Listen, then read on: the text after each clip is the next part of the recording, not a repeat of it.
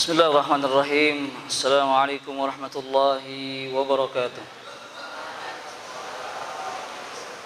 Innal hamdalillah nahmaduhu wa nasta'inuhu wa nastaghfiruh wa natubu ilaihi wa na'udzu billahi min shururi anfusina wa min sayyiati a'malina. Man yahdihillahu fala mudilla lahu wa man yudlil fala hadiya lahu. Asyhadu an la ilaha illallah wahdahu la syarika lahu wa asyhadu anna Muhammadan 'abduhu wa rasuluhu la nabiyya wa la rasula ba'dah. Amma ba'd. Alhamdulillah, segala puji milik Allah Subhanahu wa taala. Allah Subhanahu wa taala memberikan kepada kita kesempatan untuk duduk bermajlis pada hari ini, pada siang hari ini adalah jadwal Ustaz Anfalullah hafizahullah taala. Kebetulan beliau sedang ada urusan, maka untuk menggunakan waktu kita dengan baik, kita isi dengan nasihat yang akan kita bahas insyaallah pada siang hari ini tentang hal yang perlu diperhatikan ketika membaca Al-Quran. Ma'asyiral muslimin rahimani wa rahimakumullah. Hari-hari ini adalah hari di mana kita hampir seluruh kegiatan adalah halaqah Quran. Dari mulai pagi, kemudian zuha, kemudian asar, kemudian isya atau ba'dal maghrib, kita semua membaca Al-Quran. Nah, di sini ada beberapa hukum yang kita semua patut mengetahuinya. Maka akan kita baca penjelasan dari Ibn al-Ajurri Muhammad bin Husain atau Abu Bakar Muhammad bin Husain al-Ajurri dalam kitabnya Akhlaq Hamalatul Quran. Kitab ini serupa dengan kitab milik Imam An-Nawawi, yaitu At-Tibyan fi Adabi Hamilul Quran, yang sudah biasa dibahas oleh Ustaz Didik hafizahullah taala. Al-Imam Al-Ajurri rahimahullah mengatakan, wa ahibbu liman arada qira'atal Qur'ani minal laili awin nahari an yatatahhar. Ini harus diperhatikan.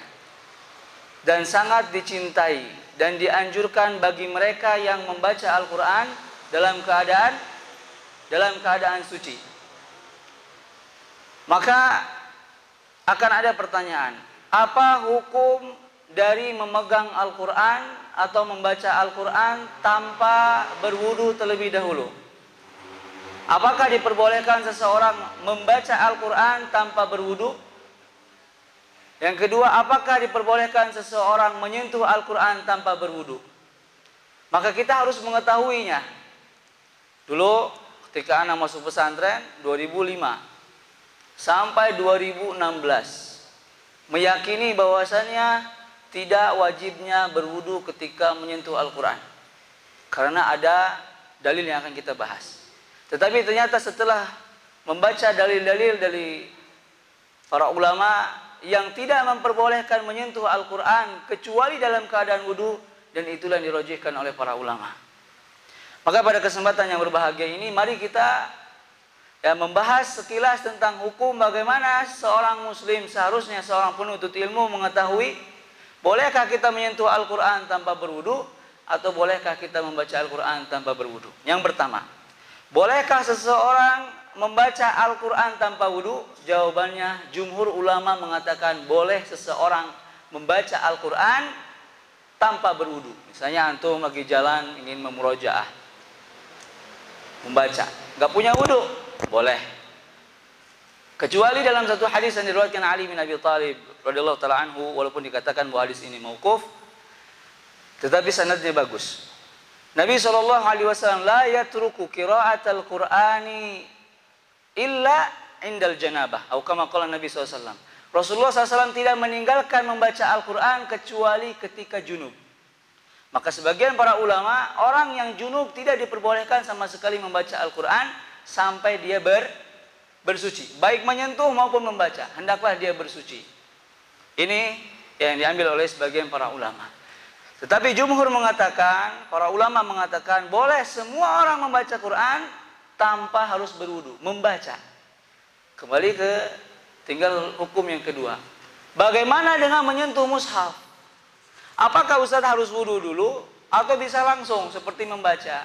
Maka di sini terdapat khilaf yang sangat panjang. Permasalahannya, Kenapa dulu anak pribadi mengambil pendapat tidak apa-apa menyentuh Al-Quran tanpa berwudu?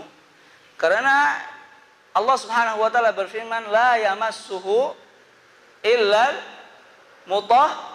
mutahharun. Tidaklah ia disentuh kecuali oleh orang-orang atau oleh yang suci. Maka para ulama memiliki dua pendapat. Siapakah yang menyentuh di sini? Pendapat yang pertama bahwasanya al-mutahharun yang dimaksud adalah malaikat. Jadi Quran ini tidaklah disentuh kecuali oleh para malaikat yang suci. Itu ketika di mana? Di Lauhil Mahfuz. Pendapat yang kedua bahwa al-mutahharun adalah manusia. Jadi Quran ini tidak boleh disentuh kecuali oleh orang yang sudah memiliki taharah atau suci. Maka Anda akan membacakan beberapa fatwa. Yang pertama adalah fatwa Syekh bin Baz ketika ditanya bagaimana seseorang tidak punya wudu kemudian menyentuh Al-Quran. Su'ila Syekh rahimahullah, ma hukmu masil mushaf bidunil wudu au naqlihi min makanin li akhar. Apa hukumnya menyentuh mushaf, menyentuhnya kemudian memindahkannya ke tempat lain tanpa memiliki wudu? Syekh menjawab, la yajuzu li muslimin masal mushafi wa huwa ala ghairi wudu. Syekh bin Baz mengatakan tidak boleh seorang muslim menyentuh mushaf dalam keadaan tidak memiliki wudu. Wa hadza inda jumhuril ulama, dan ini kesepakatan seluruh ulama bahwa kita nggak boleh pegang mushaf kecuali kita sudah berwudu. Wa huwa alladhi alaihi a'immatul arba'ah, dan ini yang dipegang oleh imam mazhab arba'ah. Siapa aja? Imam Malik, kemudian Asy-Syafi'i, kemudian Imam Abu Hanifah, Imam Malik, Imam Syafi'i, kemudian Imam Ahmad, yang 4. Ini semua sepakat kalau pegang mushaf antum harus berwudu. Sebagaimana Rasulullah SAW dalam beberapa hadis sahih bahwa Nabi SAW pernah menulis sebuah surat kepada ahli Yaman, an la yamussul Quran illa ala tahirin. Rasulullah mengirimkan risalah kepada ahli Yaman, janganlah kamu sentuh Al-Quran kecuali dalam keadaan suci. Wa huwa haditsun jayyid. Kata Syekh bin Baz bahwa hadis ini hadis yang jayyid. Jadi derajatnya bagus walaupun terdapat masalah di dalam perawinya. Tetapi ada hadis-hadis yang lain yang menguatkan satu sama lainnya. Wa bidzalika ya'lam annahu la yajuzu masul mushaf li muslimin illa 'ala taharah min hadatsainil akbar aw al-asghar. Maka dengan itu kata Syekh tidak diperbolehkan seorang menyentuh mushaf jika ia memiliki hadas, baik hadas kecil maupun hadas besar. Bagaimana menjawab orang-orang yang mengatakan boleh menyentuh Al-Quran dalam keadaan tidak berwudu? Dengan dalil la yamassuhu illal mutahharun. Orang-orang yang mengatakan bolehnya menyentuh Al-Quran tidak berwudu karena mendefinisikan la yamassuhu. Yamassuhu di sini secara ilmu nahwu bukanlah untuk nahi. Kalau nahi jadinya apa? Apa fi'il nahinya? Masaha yamsahu la tamsah. Kalau seandainya ayat itu jangan engkau sentuh Al-Quran kecuali suci, berarti bacanya la yamsahu illal mutahharun. Mereka berkata seperti itu. Kemudian Syekh Al-Imam An-Nawawi dalam kitab Al-Majmu' menjawab bahwa la yamassuhu, walaupun lafaz ini adalah khobar. Maka ini penting sekali ilmu nahwu. Walaupun tidak dibaca la yamsahu, tetapi la yamassuhu ini adalah khobar untuk memberitahu kepada orang bahwasanya Quran ini dahulu tidak pernah disentuh kecuali orang suci, dan ketika diturunkan, mana yang beki? Apa ayat setelahnya? La yamassuhu ilal mutahharun.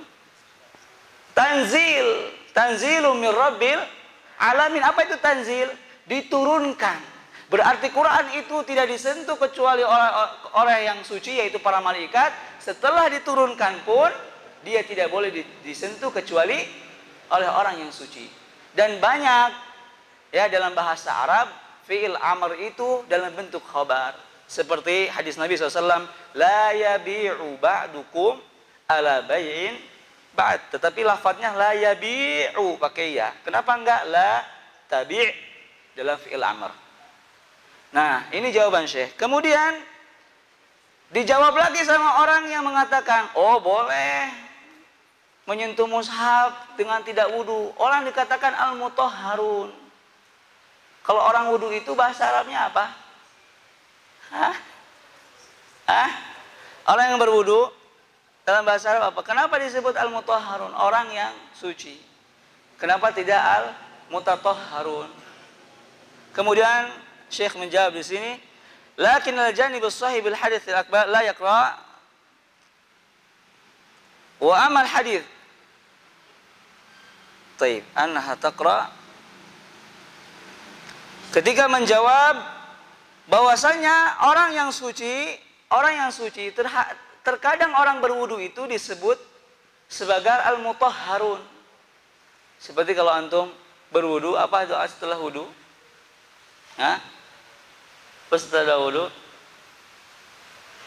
ada qiyqa setelah antum wudu, kemudian antum doa, waj'alni minal mutatahhirin.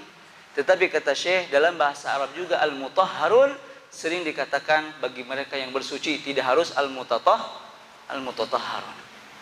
Jadi Syekh bin Baz di dalam fatwanya menjelaskan bahwa kita menyentuh Quran harus dalam keadaan suci.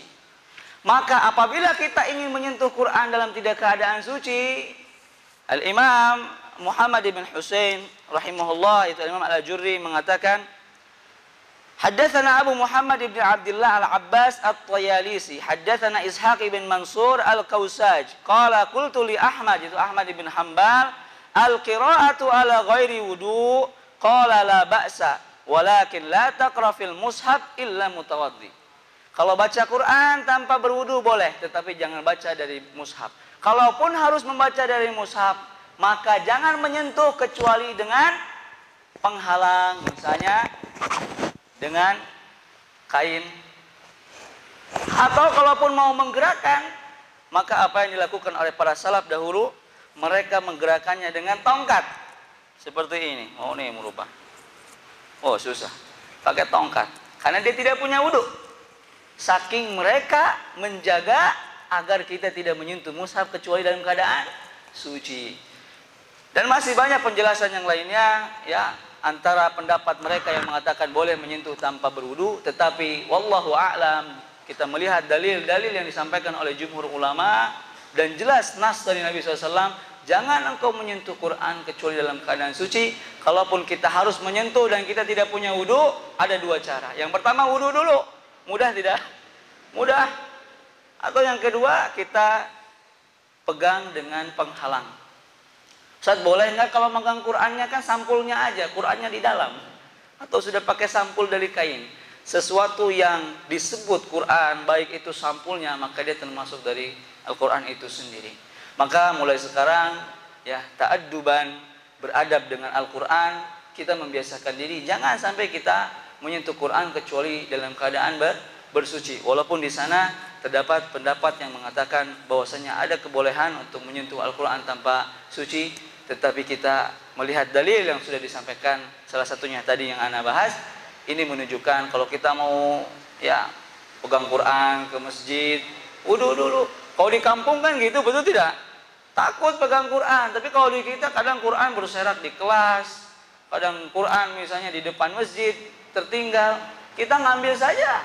Tidak ada ini suci atau tidak suci, letakkan. Nah, mulai sekarang kalau kita mau pegang Quran, apa adabnya? Berwudu terlebih dahulu agar kita menghormati Al-Quran, agar kita mengagungkan Al-Quran. Dan para santri sekalian yang dirahmati Allah Subhanahu wa taala, di antara adab Al-Quran juga ketika bawanya itu bukan seperti bawa apa? Bawa buku atau bawa tas. Ada yang gini-gini, dilempar-lempar. Ada yang dipegang-pegang begini. Biasakan membawa Al-Quran itu dengan adab. Kalau bisa letakkan di sini. Kalau antum bawa Quran misalnya seperti ini, jangan bawa kayak gini-gini. Apalagi kalau siap gerak, istirahat di tempat, gerak. Qurannya di mana? Di belakang. Qurannya diletakkan di tempat yang mulia. Kalau mau membawa Quran, peganglah seperti ini. Jangan seperti bawa buku biasa. Kalau meletakkan Al-Quran, letakkanlah Al-Quran di mana? Di tempat yang tinggi. Antum punya buku nih banyak. Jangan Qurannya di bawah, bukunya di atas. Ini tidak menghormati Al-Quran. Semakin kita menghormati Al-Quran, semakin Allah Subhanahu wa Ta'ala memudahkan kita untuk menghafal Al-Quran. Mana mungkin kita bisa menghafal Al-Quran sedangkan kita sendiri tidak menghormati Al-Quran itu. Kemudian yang berikutnya, masih ada 5 menit. Apa hukum mencium Al-Quran? Udah ngaji. Wah, ada lagi yang semua cium. Wah, biar nempel hafalannya di mana? Di kepala. Boleh tidak? Wallahu a'lam, mencium Al-Quran tidak pernah dilakukan oleh para salaf. Setelah mereka membaca kemudian dicium Qurannya. Tidak diperbolehkan dan tidak ada contohnya. Ya, tidak ada contohnya kalau setelah Quran harus dicium Qurannya. Tidak ada contohnya seperti ini. Biasa saja Al-Quran kita hormati. Di sini ada rak Quran. Mungkin anak-anak baru belum tahu. Rak Quran ini khusus untuk Quran. Jadi kalau sudah sudah qomat, Quran itu bukan ditumpuk saja berserak di depan, tetapi diapakan? Disusun dengan rapi. Quran kalian, ya, kalau bisa jangan ditaruh di jendela, sudah ada disiapkan oleh abah di situ rak Quran. Yang sebelah sini estafet taruh di ini, kita raknya banyak yang kosong, ditata yang rapi. Kemudian tidak boleh satu orang pun yang meletakkan sesuatu di atas apa? Di atas rak Quran. Ini sudah menjadi hukum kita bersama. Sudah diketahui oleh warga Al-Matuk bahwasanya tidak boleh meletakkan barang apapun di atas rak Al-Quran sebagai penghormatan kita. Karena di bawahnya Al-Quran, misalnya di atasnya naruh peci, naruh botol minum, naruh buku. Selalu semuanya di bawah Al-Quran sebagai pengagungan kita. Kemudian yang lainnya adalah kalau kita sudah mengagungkan Al-Quran, menghafal Al-Quran, yang sisa dari kita adalah mengamalkan Al-Quran. Kita sudah mengagungkan, sudah di tempat yang baik, sudah. Kemudian menghafal, sudah. Ada yang paling afdal lagi, yang paling perlu kita lakukan, mengamalkan Al-Quran. Karena hafalan tanpa amalan, maka itu sia-sia. Dahulu para salaf tidaklah mereka menghafal satu ayat Al-Quran kecuali mereka mengamalkan ayat tersebut, kemudian menambah lagi hafalannya. Ustaz, gimana kalau ayatnya tentang menikah? Apaan harus nikah dulu mau nambah hafalan? Insya Allah kita akan lanjutkan pembahasan nikah pada saat dan muhadharah yang akan datang kalau ada waktu. Ini hanyalah waktu pengisi. Semoga Allah Subhanahu wa Ta'ala memberkahi kita. Subhanakallahumma wa bihamdika asyhadu an la ilaha illa anta astaghfiruka wa atubu ilaik. Wa akhiru da'wana alhamdulillahi rabbil alamin. Wassalamualaikum warahmatullahi wabarakatuh.